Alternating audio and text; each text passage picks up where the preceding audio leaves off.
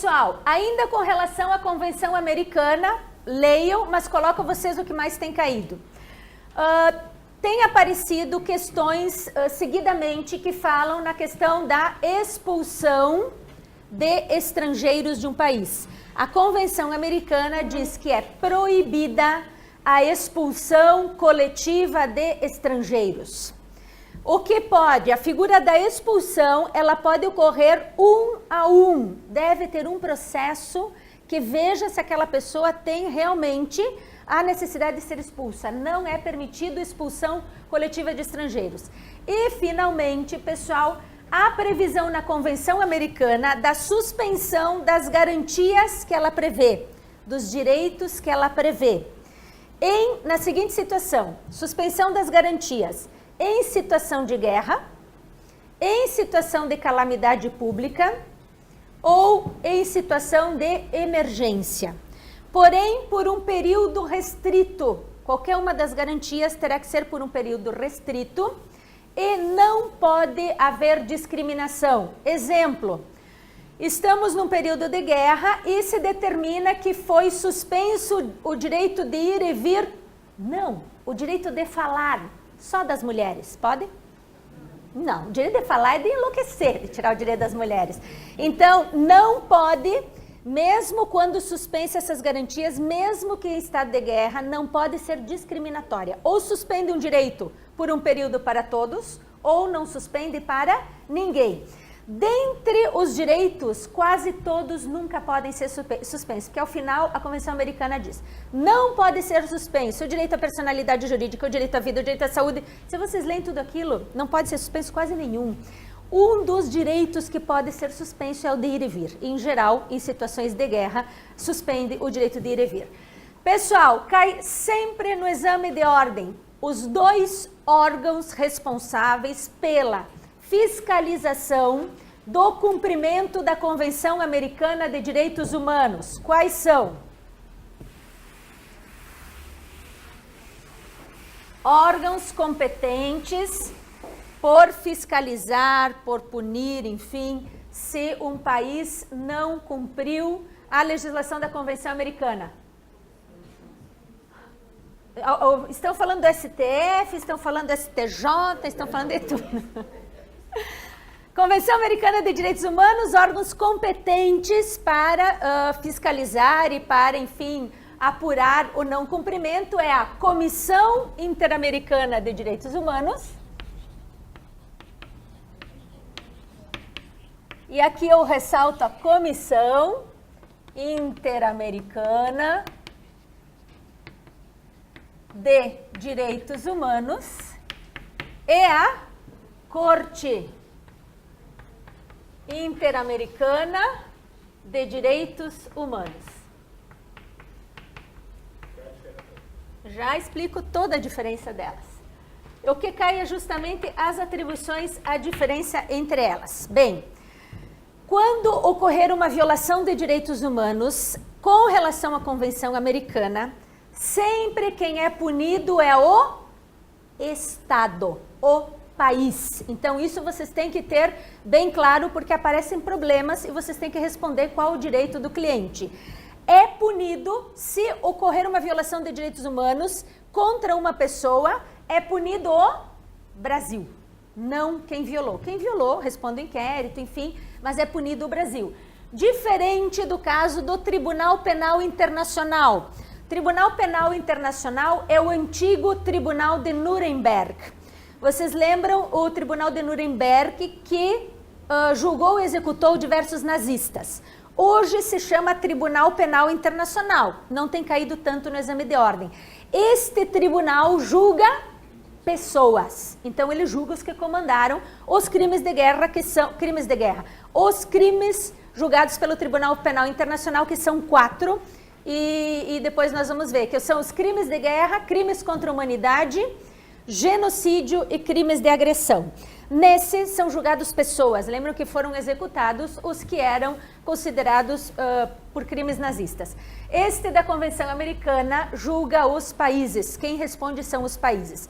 Para vocês saberem a atribuição, eu vou dar um exemplo E pelo exemplo de um caso concreto, quando vocês lerem, vocês vão ver se foi o que aconteceu com essa pessoa. Lembram da Lei Maria da Penha? Lembram do caso da Boate Kiss? São 2 casos entre muitos que estão denunciados foram denunciados para a Comissão Interamericana de Direitos Humanos. Lembram do caso da denúncia do nosso presídio central como um dos piores do mundo? Mas não fiquem tristes, o Brasil tem entre os 5 piores do mundo nós temos no Brasil. Denunciado também na Comissão Interamericana de Direitos Humanos, entre outras denúncias que nós temos. Maria da Penha era uma mulher que sofreu 2 tentativas de homicídio. O caso dela foi um caso que foi todo julgado por aqui, e aí vocês vão ver as atribuições. Ela é uma pessoa ou um país? É uma pessoa. Então, a comissão avalia casos de violação de direitos humanos que ocorrem com uma pessoa ou muitas pessoas no mesmo caso. Não pode, por exemplo, eu denunciar ou entrar com uma petição como advogada na Comissão Interamericana dizendo, olha, eu gostaria de dizer que quase todos os hospitais as pessoas morrem no corredor, não pode ser genérico, tem que ser um caso. Então, se faz a petição, o caso da pessoa, da vítima, primeiro para a Comissão Interamericana de Direitos Humanos, é o caso da Maria da Penha. Ela fez a denúncia, a petição, dizendo que, passados quase 20 anos, sofreu 2 tentativas de homicídio e o agressor, o marido, ainda não tinha sido julgado. Bem, ela entrou com o pedido na comissão juntamente com ONGs e com representantes. Então, são os 3 tipos de pessoas que podem entrar junto à Comissão Interamericana de Direitos Humanos. A própria vítima, representantes advogados e ONGs acompanhando. Boate Kiss, a mesma situação. Na Boate Kiss, são muitos casos ou é um caso? É um caso, um incêndio com muitas vítimas. A Boate Kiss também entraram agora na Comissão Interamericana de Direitos Humanos. Esta comissão, pessoal, não tem o poder de julgar. Porém, uma pessoa, uma vítima, um advogado, uma ONG não pode entrar nunca direto na corte. É aqui que tem errado a maioria das questões. Sempre eles dizem, você como advogado orientará que terá que entrar junto à Comissão Interamericana de Direitos Humanos. O que faz a comissão? Ela analisa, investiga, eles vêm até o Brasil, estiveram aqui no Presídio Central fazendo uma análise, vendo a situação e depois emite relatórios, orientações. Dizem, exemplo da Maria da Penha, vocês têm que terminar o julgamento desse caso, desta mulher. Vocês têm que criar leis que protejam mais as mulheres no ambiente familiar. Então, a comissão, ela tem uma atribuição de orientação. E é como na escola, se orienta, que o aluno não estuda. No final, ele roda. Então, orienta, encaminha relatórios, o país não cumpre as medidas. A comissão pode encaminhar o caso para a corte. Então, sempre começa por aqui. A comissão pode encaminhar o caso para a corte. A corte é jurisdicional, ela julga a Corte Interamericana. Ela orienta. A maioria dos países cumpre o que é determinado ainda na comissão, porque a corte vai determinar punições para o país. O que acontece quando chega na corte, pessoal? Aqui, na comissão, os pedidos são das vítimas, das ONGs e dos representantes advogados. Na corte, só pode interpor um caso junto à corte a Comissão Interamericana de Direitos Humanos,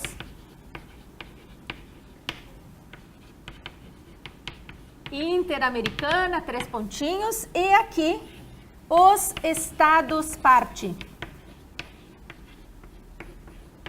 A maioria das pegadinhas nas questões do exame de ordem, onde aparece um problema que você como advogado tem que decidir, pergunto, tens que saber para onde vai o caso, sempre é na comissão. Para a corte é só a comissão que pode mandar quando não cumprido o que eles sugeriram, e os estados parte podem um denunciar o outro, aí junto à corte diretamente.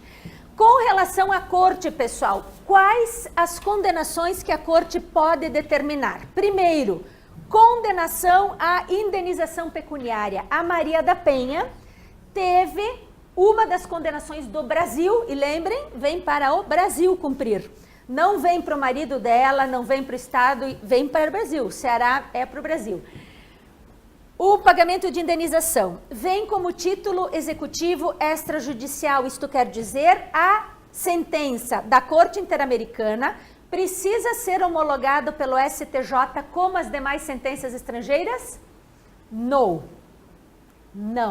É a única sentença estrangeira que não precisa homologação do STJ. Vem como ordem para o Brasil, tá? Então, vem a ordem de que deverá pagar tanto. Qual é a justiça no Brasil que atua quando o Estado brasileiro é condenado a pagar alguma coisa? Uma ação, vamos supor, o Brasil, governo federal tem que pagar uma indenização. Em qual das justiças a gente executa esse valor? Federal. Então, a execução da sentença da Corte de Indenização a uma vítima é feita na Justiça Federal. Entenderam por quê? Porque é uma execução contra o governo brasileiro. Poderá também determinar que mude a legislação. Então, quando vocês quiserem lembrar, leiam o caso no exame de ordem e lembrem da Maria da Penha. Foi determinado que o Brasil criasse uma lei para proteger mais as mulheres. Então, se diz muito. Eu fui delegada de Delegacia da Mulher e se diz o grande avanço da legislação brasileira. É uma condenação do Brasil. Num caso específico desta vítima, condenação a criar uma legislação que protegesse mais as mulheres. Pode determinar medidas cautelares, isso tem caído muito no exame de ordem. Tanto a comissão pode determinar quanto a corte. O que é uma medida cautelar? Quando é que ela cabe? Quando cabe uma medida cautelar? Quando tiver um perigo, um risco iminente de acontecer alguma coisa grave, em geral contra a pessoa. Vou dar um exemplo hipotético, não conheço de medidas cautelares determinadas ali para Maria da Penha. Mas vamos supor, no caso da Boate Kiss, uma situação hipotética, que alguém precisasse urgente de um aparelho, senão não conseguiria mais caminhar, alguma das vítimas, ou poderia morrer. As pessoas, advogados, podem entrar com pedido na comissão de uma medida cautelar de que seja determinado tal coisa. Então, cabe junto à comissão e cabe junto à corte. Outra situação, as decisões da Corte Interamericana de Direitos Humanos são inapeláveis. Isso tem caído muito também. Qual o recurso que cabe de uma decisão da Corte? Nenhum. Cabe só um pedido de explicações do que está escrito. Não se chama embargos declaratórios. É tipo assim, o que tudo isso o Brasil vai ter que pagar, eu não entendi bem, me explica. Explicar o que está escrito na sentença, mas não muda nada, tá bem? Então, não cabe nenhum tipo de recurso perante a Corte Interamericana de Direitos Humanos. Sim. A comissão, para chegar na comissão, a denúncia é feita, como é que chega? O colega pergunta, como é que chega a denúncia na comissão? Através de uma petição. Uma petição que, em geral, tem que ser da vítima, mas em geral ela vai com representantes advogados. A petição, na prática, por isso que em geral é acompanhado por ONGs, ela tem que ser apresentada nos Estados Unidos, então tem que ter condições. Por isso que, se vocês observarem, a Boate Kiss é um grupo de familiares, acompanhados de advogados, de ONGs, a Maria da Penha também, porque é caro para o Brasil poder chegar lá na comissão. Enfim, pessoal, com relação à Convenção Americana, com relação aos órgãos de proteção, são os principais pontos. Vamos falar agora algumas dicas sobre as questões de direito internacional. Primeira situação que vocês têm que lembrar, cai sempre no exame de ordem, caía o Estatuto do Estrangeiro. O Estatuto do Estrangeiro foi revogado. E no lugar do Estatuto do Estrangeiro entrou a Lei de Migração. Então, questões que aparecerem, a resposta Estatuto do Estrangeiro estiveram certas. Hoje não, porque está revogado, tá? 2017, como a revogação é próxima, embora nós estamos em 2018, é muito provável que caiam questões sobre a Lei de Migração. Lembrando de novo, pessoal, a Lei da Migração revoga o Estatuto do Estrangeiro. Então, não temos as duas. É a que substituiu o Estatuto do Estrangeiro. Basicamente, pessoal, o que estava no Estatuto do Estrangeiro, a maioria das situações aparecem novamente na lei da migração. O que mudou? Isso aí é o que provavelmente vai cair. Esclarece a lei da migração. Se quiserem, puderem, tiver tempo, dá uma lidinha, mas eu vou colocar o que mudou, que provavelmente vai cair. Esclarece o que é emigrante e o que é imigrante. Não aparecia no Estatuto do Estrangeiro. Então, vamos anotar só para lembrar. Emigrante, vamos pegar o E. Migrante, quem é? A colega diz sai, é por aí mesmo. É um brasileiro que vai para o exterior para residir temporário ou definitivamente. Então a colega diz sai. Então vocês lembram, emigrante, brasileiro que sai, vai para o exterior.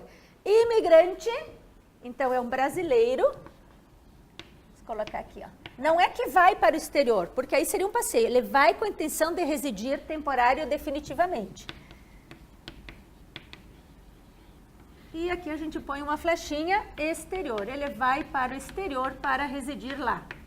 E o imigrante é um estrangeiro que vem residir no Brasil temporária ou definitivamente. Então, um estrangeiro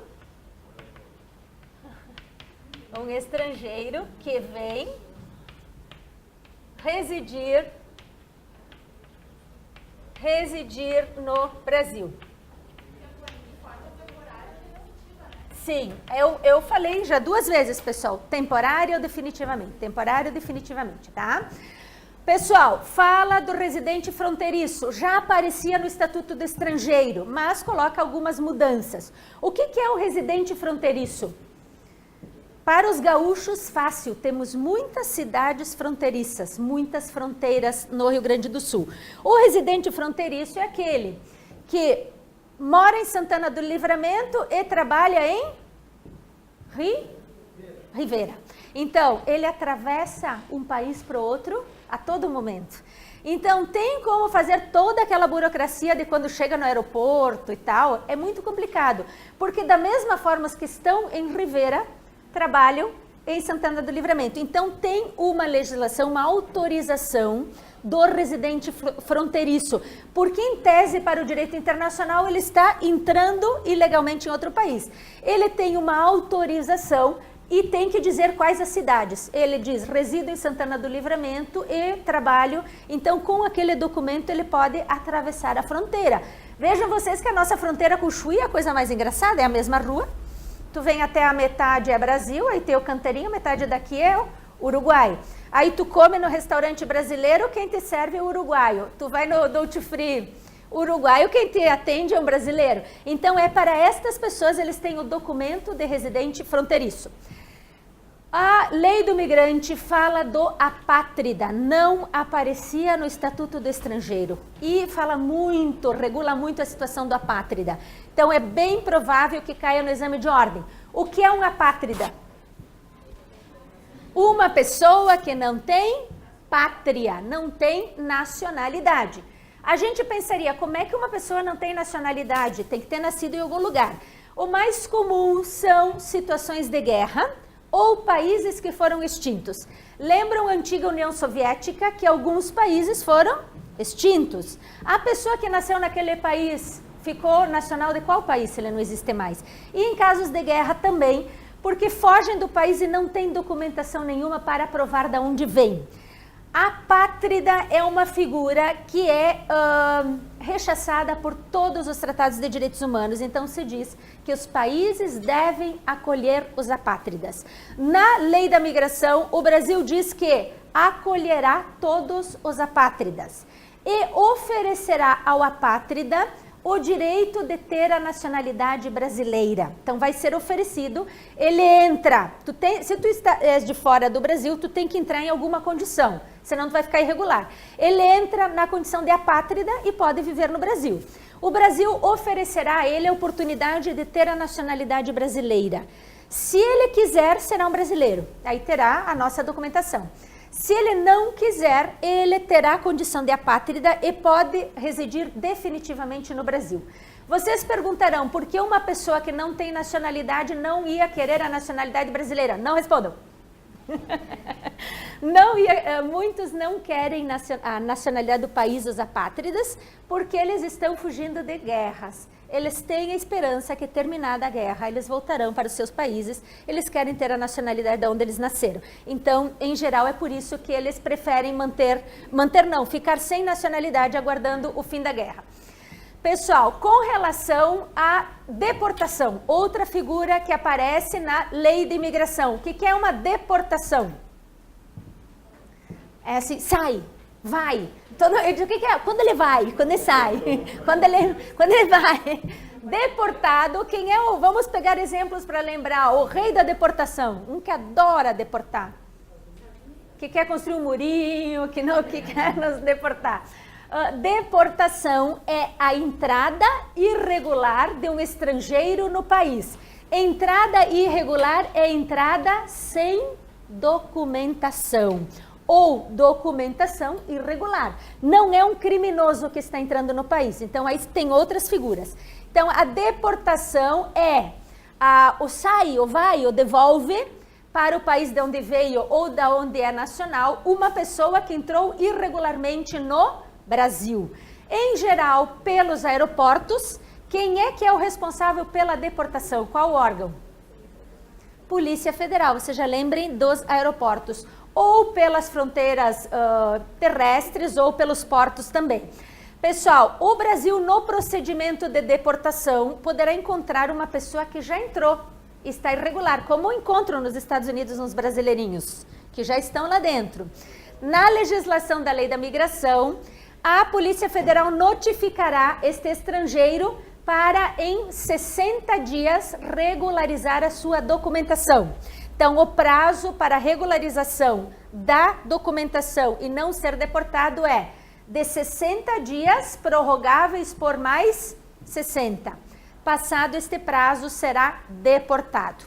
Outra figura que aparece na lei da migração é o asilo, que nós já vimos na Declaração Universal, na Convenção Americana e em diversos outros. O asilo é uma figura de proteção para perseguidos por crimes políticos. Crimes políticos ou políticos conexos com os comuns, junto com crimes comuns.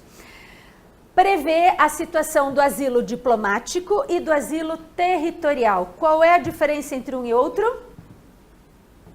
O diplomático é um asilo nas embaixadas. O territorial é no país.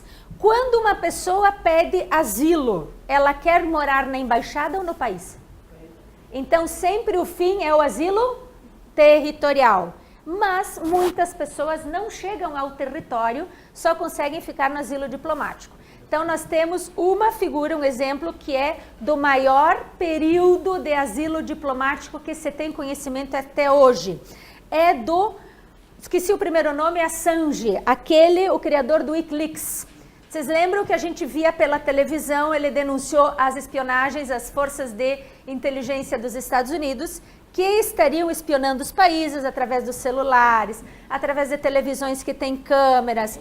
Ele dizia que tu podia pisar, esmagar, incendiar, enterrar os celulares e ainda conseguiam fiscalizar ou fazer as espionagens, né? Sim. Hã? O nome eu não me lembro, mas é Assange o sobrenome. O que aconteceu, pessoal, com ele? Vocês recordam pela televisão que ele pediu asilo em diversos países, para a Austrália e tal. Ele conseguiu asilo no Equador, tá? O Equador concedeu asilo para ele, asilo político, enfim, porque estaria sendo perseguido para ser morto por causa dessas denúncias que fez contra o governo, crime político. Conseguiu asilo no Equador, ele estava em Londres quando ele conseguiu asilo. Ele só conseguiu entrar na Embaixada do Equador. Ele continua desde 2010 até hoje dentro da Embaixada do Equador em asilo diplomático. A Embaixada do Equador em Londres está cercada pela polícia e se ele sair da embaixada e for até o aeroporto, será preso. Então ele está numa prisão de luxo, né? Está em um asilo diplomático. Em geral, o que está sendo perseguido de fato para ser morto, ele consegue entrar na embaixada, lá não podem matá-lo, dali ele consegue ir para um aeroporto e vai para o país. E aí vai para o asilo territorial. Este não conseguiu ainda, é o maior período de asilo que se tem conhecimento na história, um asilo diplomático. Outra figura, refúgio, que a colega confundiu com asilo. Muito bom confundir, aí a gente não erra mais. O refúgio é para perseguidos em razão de guerras, ou em razão, perseguição pela raça, pela etnia, pela religião. Então, perseguições em razão de questões discriminatórias. Cabe o refúgio. Uma diferença é, por que às vezes a gente confunde? Porque mesmo quando tem reportagens, falam, os venezuelanos estão pedindo asilo. O fulano de tal pediu refúgio, misturam os dois. Os haitianos, então eles misturam. O asilo é para crime político. Em geral, é uma pessoa que pede asilo. Falou contra o tirano, falou contra não sei o quê, está ameaçado de morte. O refúgio, em geral, são grupos grandes que estão fugindo da guerra. São grupos coletivos. No caso da Venezuela, é o maior número de refúgios que o Brasil está recebendo, pedidos de refúgios dos últimos anos. Milhares e milhares de refugiados entrando, eles entram, são estrangeiros, têm que entrar numa condição. O Brasil os recebe como refugiados, tem a carteira de refugiados, podem viver dentro do Brasil. Não é um exemplo correto para a figura do refúgio, porque eles estão fugindo de uma guerra? Em tese não, né? E, de fato não, tu tens razão. Eles estão fugindo por questão de raça, cor, etnia? Não. Mas a ONU, aí é só uma questão histórica, a ONU pediu aos países da América que os recebam na condição de refugiados, senão não tem outra condição para eles poderem entrar no país, tá? Esse é um exemplo de refúgio, o principal. Sugestão, leiam o Estatuto do Refugiado. Como estamos recebendo muitos refugiados, é bem possível que caia questão sobre o Estatuto dos Refugiados. Pessoal, terminando então, extradição, cabe para quê? Extradição. Oi? Pessoas que cometeram crimes. Extradição, crimes. A figura da extradição, e aí para a gente lembrar quem pede a extradição. Aqui, Brasil. Aqui, Portugal.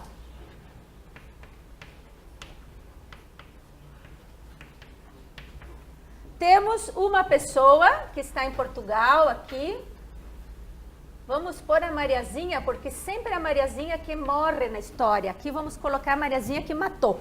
A Mariazinha matou o João, tá? Aí quando matou é uma cruz aqui. Aqui. A Mariazinha estava em Portugal, matou o João. A Mariazinha, depois de matar o João, então tivemos aqui um homicídio, um crime. Extradição só cabe para crimes. A Mariazinha, depois de matar o João, ela foge para o Brasil. Quando ela está no Brasil, o que acontece em Portugal? Em Portugal vai ter um inquérito, um processo para puni-la, para ser presa. Como a que matou o Joãozinho está no Brasil, Portugal pode vir a polícia aqui prender a Mariazinha e levar de volta? Não. A única forma de retirá-la daqui para responder o processo ou para ser presa aqui é pela extradição. Então essa é a figura da extradição. A extradição só cabe entre países que tenham tratado de extradição, isso vocês têm que anotar, ou promessa de reciprocidade. Isso cai muito no exame de ordem. Só entre os países que tiverem tratados de extradição e promessa de reciprocidade. Tratado de extradição fácil, Portugal, Brasil, França, Brasil, tratados que dizem, quando tiver um criminoso da Itália aqui, nós vamos extraditar, e quando tiver um brasileiro que fugiu para lá, vocês extraditam para cá. Com todos os países que extraditam, senão, não extradita. Ou promessa de reciprocidade. O que é uma promessa de reciprocidade? Não tendo um tratado de extradição, se fizerem um acordo de que o Brasil, por exemplo, devolvendo esse criminoso para aquele país, o país se compromete a ser recíproco, a depois mandar os nossos criminosos de volta, também cabe extradição. Então, são as duas figuras que cabe extradição. Pessoal, quanto à extradição, duas situações. O Brasil não extradita brasileiros natos. Sei que na cabeça de vocês pipocam 1000 exemplos. Conheço todos e posso dar exemplo. O que aconteceu com aquele? Por que aquele não voltou para o Brasil? Por que aquele voltou? Mas não dá para a gente falar agora, senão não dá tempo. Eu posso falar no final. Não extradita brasileiros natos. Então, se um brasileiro nato, vamos supor que nasceu no Brasil, vai para Portugal, mata alguém lá e volta para o Brasil extradita ele para Portugal? Ou para Espanha, onde cometeu o crime? Não. O Brasil não extradita brasileiros natos. E aí a gente pensaria, e daí? Não vai acontecer nada?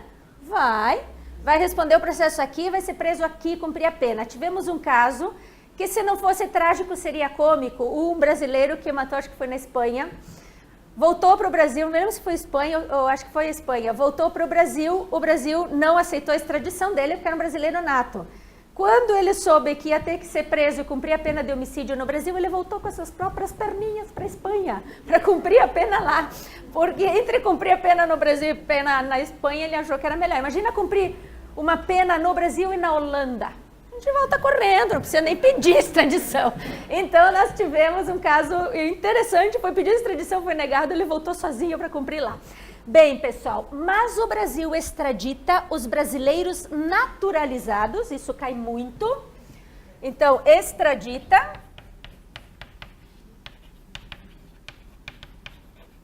brasileiro naturalizado desde que tenha cometido o crime antes da naturalização. E aí eu explico a vocês. Cometido o crime antes da naturalização.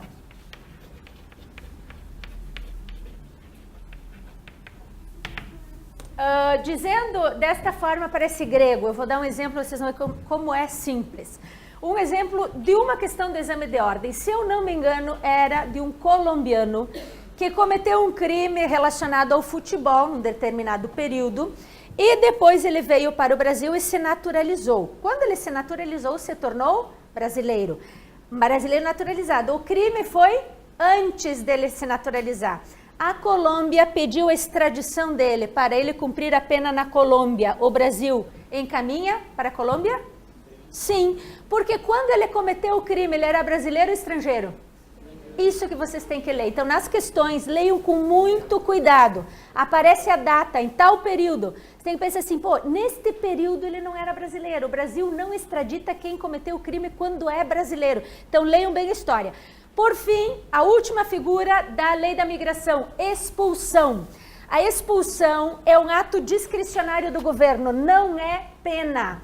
Ela cabe para pessoas consideradas inconvenientes, estrangeiros, considerados inconvenientes e nocivos ao Brasil. Como é inconveniente, como é nocivo, é uma avaliação discricionária. O que tem de importante na expulsão, e muitos têm errado no exame de ordem, não cabe a expulsão, atenção, atenção, não cabe a expulsão, caíram muitas questões sobre isso, vocês não errem. Essa aqui caiu muito, pelo amor de Deus, olhem se é naturalizado o brasileiro, e caiu muito da expulsão relacionado à situação de que não cabe a expulsão de um estrangeiro que tenha filho ou dependente ou cônjuge brasileiro. Lembram disso? O que acontece? Aparece uma linda ou triste questão imensa e no final aparece com relação à extradição. Fulaninho não poderá ser extraditado porque tem filho e cônjuge brasileiro e todo mundo é esta, pam, pam. Só que não estava falando da expulsão. A situação de que não será expulso, e a maioria diz, o que é expulsão? É sair. Mas sair é deportação, sair é extradição, isso aí. Aqui não pode expulsar tendo filho ou dependente brasileiro ou cônjuge, é só a figura da expulsão. Não cabe para extradição, não cabe para nenhuma outra. Última dica, que eu não sei que oração, mas deve estar no final. Está quase no final? Última dica, pessoal, não teremos tempo de ver esta parte, mas é bastante simples o que vocês têm que ler. Leiam o artigo 7º da Lei de Introdução às Normas do Direito Brasileiro. Artigo 7º da Lei de Introdução às Normas do Direito Brasileiro. Vocês têm que saber de cor o artigo 7º. É aonde diz Quando tem uma ação entre brasileiros e estrangeiros, e aí conta toda a história, aí sempre conta um caso. Joãozinho era suíço, casou com uma brasileira, tinha 2 apartamentos no Rio, sempre é no Rio, nunca é aqui em Porto Alegre. 2 apartamentos no Rio, um filho na Iugoslávia, outro morreu não sei aonde. Então é toda uma confusão. Primeiro vocês têm que ler o problema e anotar pai, não sei o que, fulano e tal. Mas o fundamental dessas questões é qual é a ação. A gente fica lendo assim, teve uma agora em 2018. Fulano de tal era suíço, casou com a fulana de tal no Brasil, tem imóveis não sei o quê, um filho morava não sei o quê e 2 filhas aqui no Brasil. A gente pensa, tem que ver agora a sucessão do de Cujos, do Mortinho, da Cruz. Só que a pergunta não era sobre a sucessão, era sobre a capacidade de um dos filhos. E a capacidade, a ação era sobre a capacidade. Então, essas de direito internacional que tem o João que mora lá, a melhor que eu achei do exame de ordem, é daquela, mesmo que país que ela era, estavam na lua de mel num cruzeiro na Grécia e ela morre na lua de mel. E aí tinha bens aqui, bens lá, todo mundo olha, vai ficar com quem isso aqui e tal. A pergunta é a validade do testamento. É qual a lei? Validade é do documento, então é do país onde foi feito o testamento. Ainda me lembro que foi em Portugal. O pior é tu morrer num cruzeiro na Grécia, né? Mas a pergunta, em geral, a ação não tem nada a ver com a história que eles estão contando. Identifiquem a ação e vocês têm que saber decor. Capacidade, família e nome, lei do domicílio. Sucessão, lei do de cujos. Tem que fazer um esqueminha e decorar e identificar qual é a pergunta dessas questões, tá? Elas confundem muito. Muito obrigada, sucesso para todos vocês e vamos nos encontrar na segunda fase. Preparem-se.